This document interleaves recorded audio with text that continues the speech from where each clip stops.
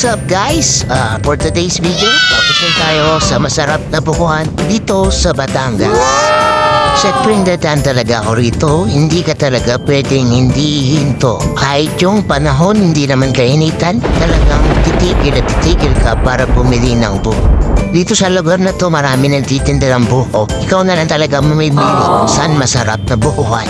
Kabilang balsada nga pala yung titinda ng buko rito. Kaya bala na kayo kung sa inyo gusto bumili. Ito nga pala napili kong uwinom ng buko. Kasi may nakita akong bibili rin ng buko. Kaya dito na lang ako tumigil.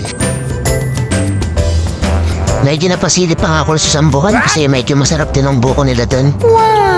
Pero dito talaga ako pumunta lagi para bumili ng buko. Kahit wala na akong natitirang barya, hinahanap ko pa rin yung aking tipipiso. Nice!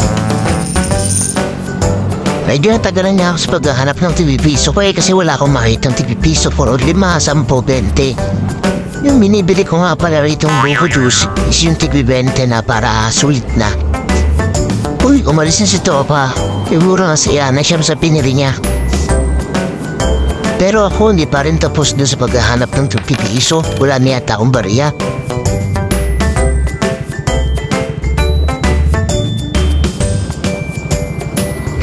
Tatayo na nga, nagbayad na ako ng 20 pesos. Wala rin ako nakitang barya, kaya yung baryang 20 pesos na buo na lang ang binahit ko. Sabi ko nga, ang pangit ng panahon ano. Hindi maaraw pero nakakauhaw. Ang tawag sa panahon na to ay mauhaw.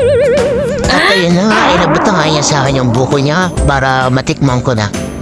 Nung matikman ko na yung buko, parang pakiramdam ko. Dumami ako at lumakas ako.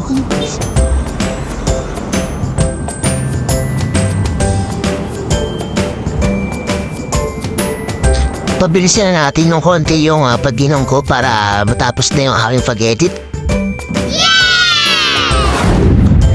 Pagkatapos ko nga pala uminom ng buko, umalis kagad ako. Alala ko nga pala, may pupunta ba pala ako. Tatapusin ko na rin pala itong video na to. Baka kakainom ko ng buko eh. Biglang mabuko pa rin sis.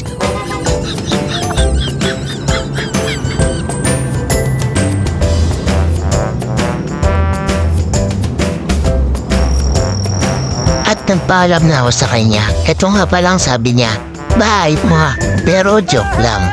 Ito naman sabi ko, ma, boy, yun hindi joke. At yan matatapos ang ating for today's video. Bye!